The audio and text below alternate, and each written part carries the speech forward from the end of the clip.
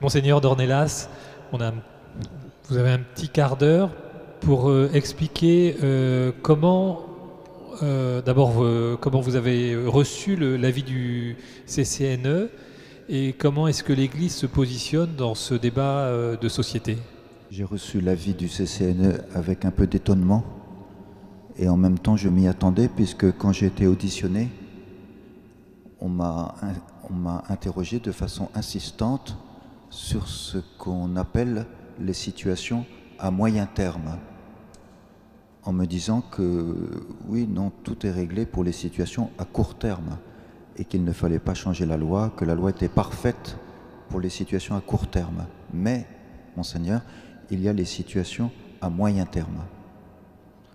Ces situations à moyen terme, dont on définit d'ailleurs dans une petite note en bas de page de la vie, on estime une durée de quelques semaines à quelques mois. Je ne sais pas ce que ça veut dire à moyen terme. Bref, des situations pour lesquelles la loi actuelle ne s'appliquerait pas. Et donc, pour ces situations-là, m'a-t-on dit à l'audition, il faut prévoir autre chose. Et cette autre chose, c'était avec beaucoup de mots feutrés, quelque chose qui s'apparente à une aide active à mourir, l'euthanasie ou le suicide assisté. Donc j'ai été à la fois surpris et en même temps je m'y attendais. Par contre, j'ai été surpris d'une absence étonnante. Je crois qu'à mon audition, j'avais mis en avant le rapport Sicard, ou le rapport Sicard, qui a été fait à la demande du président Hollande, comme on l'a dit tout à l'heure, précise de façon tout à fait intéressante qu'il n'y a pas le soin curatif qui, quand il s'arrête, est poursuivi par du soin palliatif. Le rapport Sicard explique bien que le soin palliatif commence dès qu'il y a du soin curatif et que c'est en forme de biseau, si je peux dire, au fur et à mesure que le soin curatif diminue, le soin palliatif augmente. Et il n'y a pas deux sortes de soins, comme s'il y avait deux soins l'un à côté de l'autre, comme deux services étanches, mais qu'il y a nécessairement des soins palliatifs. Comme le dit très bien, je crois que c'est au mois de janvier 2009, le Conseil de l'Europe, que le soin palliatif est essentiel à la médecine. Donc il n'est pas essentiel à la fin de vie, il n'est pas essentiel pour s'occuper des personnes qui vont mourir, il est essentiel à la médecine. Et donc c'est intéressant que ce soit le Conseil de l'Europe qui dise cela. Et le rapport Sicard dit très bien que les soins palliatifs doivent avoir lieu tout de suite. Et du coup, ça peut prendre toutes les situations. Les soins palliatifs concernent toutes les situations, pas simplement quand la fin de vie, je ne sais pas trop ce qu'on dit par fin de vie, est décrétée. Voilà. Et ça m'a frappé que ces personnes qui sont en situation, comme dit l'avis du CCNE et comme on me l'a dit à l'audition, sont des personnes à moyen terme, ne soient pas prises dans la philosophie, si je peux dire, qui est proposée par le rapport Sicard, qui je crois est de 2012. Voilà. Je n'ai pas compris cet oubli, que le CCNE oublie ce rapport Sicard, qui n'est jamais cité, jamais une référence au rapport Sicard dans cet avis 139 du CCNE. La deuxième chose, en réfléchissant, je me dis c'est simple. Quand on a tout fait, tout l'accompagnement, tel qu'il a été décrit de façon magnifique parce que vous nous avez dit, tel que Claire en est plus qu'une avocate, elle en a un témoin, selon le mot évangélique que j'aime, être témoin, c'est quand même une fonction essentielle. Et c'est sûr que quand il y a tout cet accompagnement, il demeure une question. Ce n'est pas tellement la question des personnes à moyen terme, ce n'est pas tellement la question de telle situation, telle situation. La question, c'est qu'il faut faire droit à l'autonomie et qu'il faut faire droit à une conception de la liberté dans une autonomie absolue. À mon avis, c'est ça la pointe. Autant le dire tout de suite, c'est une promotion d'une certaine conception de l'autonomie et de la liberté qui va avec, quand celle-ci est considérée d'une certaine manière comme se suffisant à elle-même. Et c'est ça la pointe, me semble-t-il. Et il me semble que l'avis du CCNE essaye de façon très, très prudente, mais d'aller du côté de cette situation de l'autonomie. Parce que s'il y a un accompagnement pour les personnes à moyen terme, supposons, ou pour d'autres situations, alors ça ne correspond pas à cette autonomie comprise comme une liberté absolue. Moi, personnellement, quand je réfléchis à... Je suis un peu gêné par votre question, parce que moi, je ne sais pas si l'Église a une position. Non, l'Église, elle a la foi. Elle témoigne de la foi. Après ça, les situations, quand il s'agit de souffrance, enfin moi, en tous les cas, devant la souffrance, qui suis-je pour ne pas être modeste devant la souffrance? Je n'ai pas de position. L'Église n'a pas de position. Par contre, elle a la foi. Et il me semble que l'autonomie, elle est toujours relationnelle. Elle n'est jamais une liberté absolue. Et la loi française le dit, dans la loi de 2004, quand on nous dit que le patient prend la décision qui le concerne, mais pas tout seul, avec le soignant. Voilà. Là, on dit dans la loi la relation. Et il me semble que cette relation, elle est fondamentale. Et il me semble que c'est, d'une certaine manière, faire injure à la personne de penser que son autonomie est autosuffisante à sa liberté. Je ne le crois pas. C'est faux. Ça ne correspond pas à l'être humain. Dans sa grande réflexion sur la foi et la raison, le pape Jean-Paul II précise bien que l'être humain est un être non pas de relation, parce qu'à ce moment-là, on va nous dire quand il n'y a plus de relation. Non, c'est un être en relation.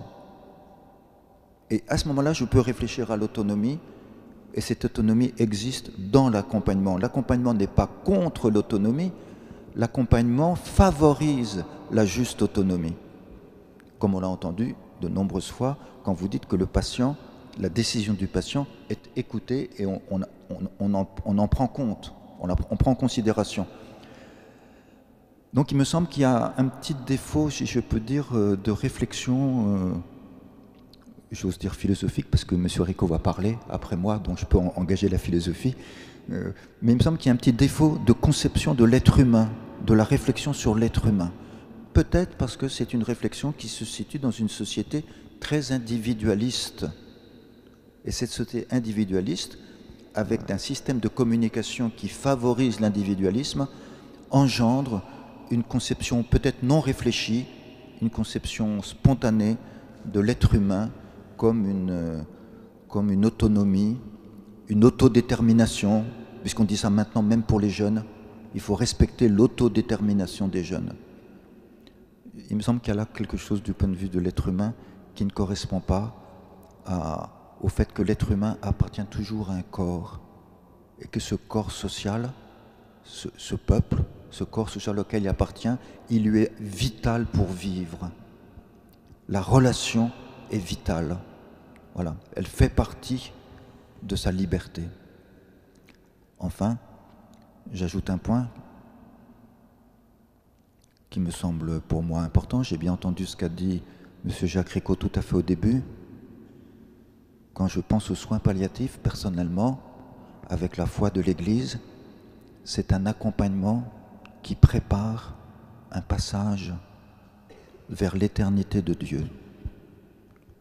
Que la personne ne le croit pas ou le croit, peu importe, on va dans le respect de sa conscience, mais pour moi, je suis admiratif de voir que ce passage vers l'éternité de Dieu est pris au sérieux par des personnes de telle sorte que ce passage soit préparé et vécu le plus possible dans la paix, le plus possible de façon paisible.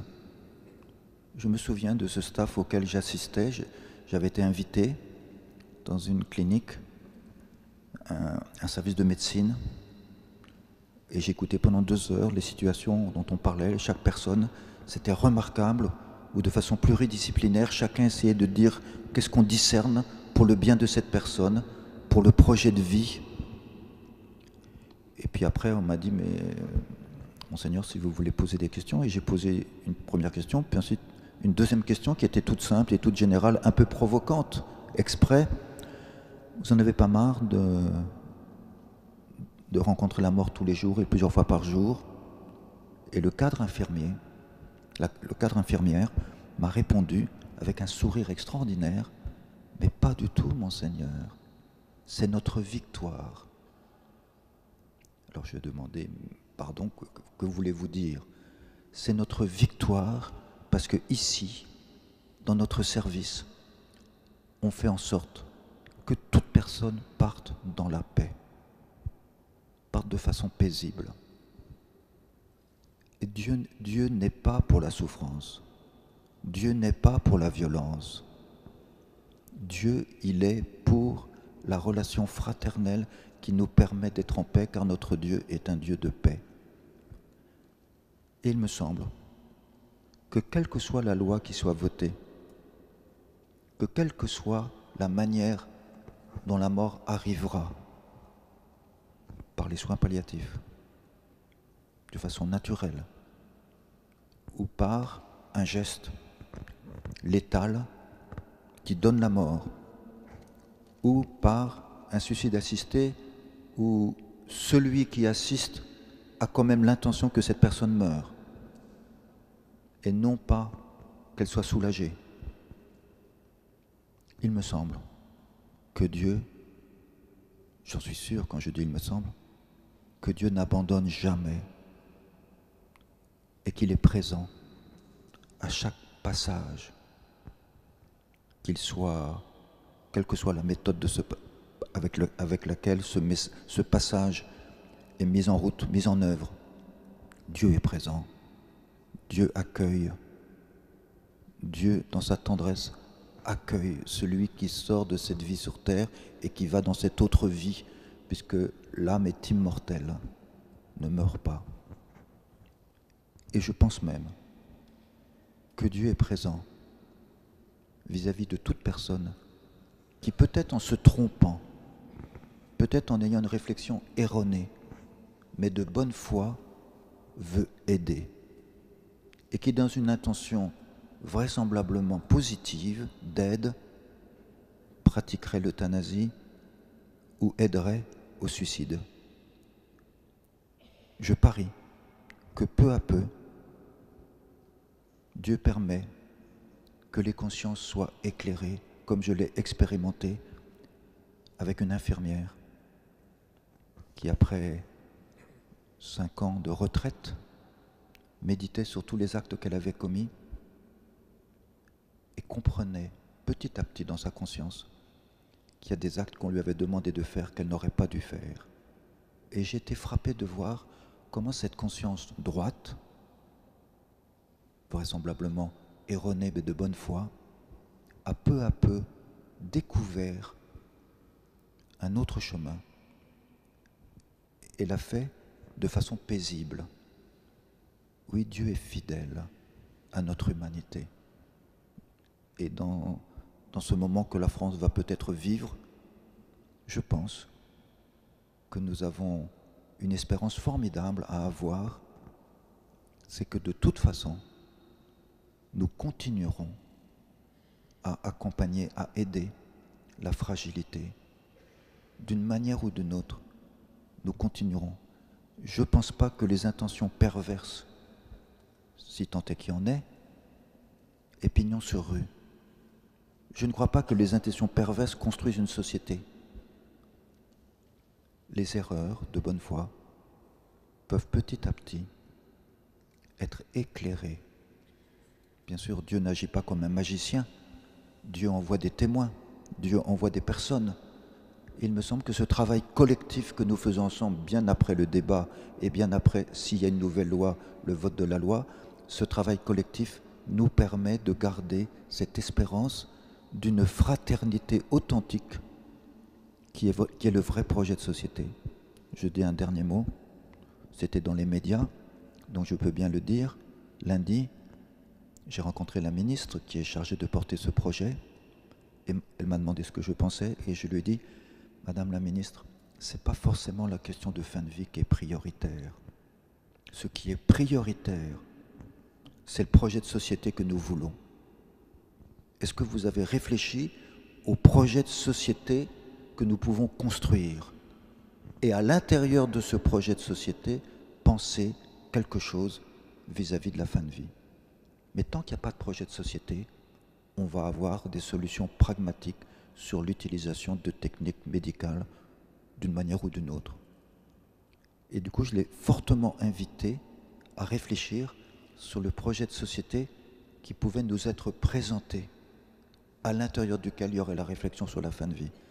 Ce projet de société, pour moi, il est simple. C'est une fraternité qui se construit à partir des plus fragiles et non pas à partir des bien portants qui pensent à la place des plus fragiles. La fraternité n'existe qu'à partir des plus fragiles et de l'écoute des plus fragiles. C'est sûr qu'à cet égard, mais ce n'est pas le seul lieu, les soins palliatifs sont une école extraordinaire pour arriver à penser un projet de société. Voilà ce que je peux dire. Donc en creux, Monseigneur Dornelas, ce que vous dites, c'est que derrière ce débat, il y a un refus de prendre en considération la fragilité, en fait, les fragilités dans notre société. C'est-à-dire que ce qui prime désormais, c'est l'autonomie et la liberté, c'est ça? Peut-être. Je suis frappé quand même que dans le CCNE, dans la vie du CCNE, il y a cette phrase extraordinaire, la fécondité de l'expérience de la fragilité inhérente à la condition humaine. Donc on parle d'une fécondité. Maintenant, comment on l'orchestre politiquement? Et à mon avis, c'est ce sujet-là.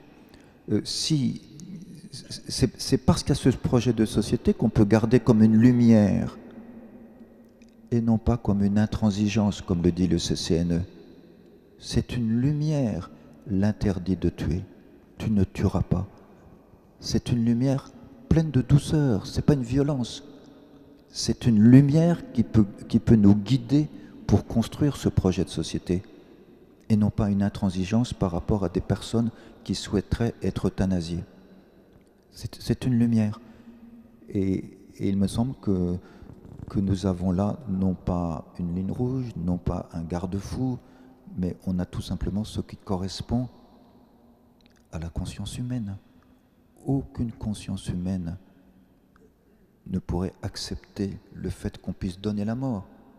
La conscience humaine peut accepter, peut désirer ne jamais faire souffrir. C'est intolérable qu'une personne souffre.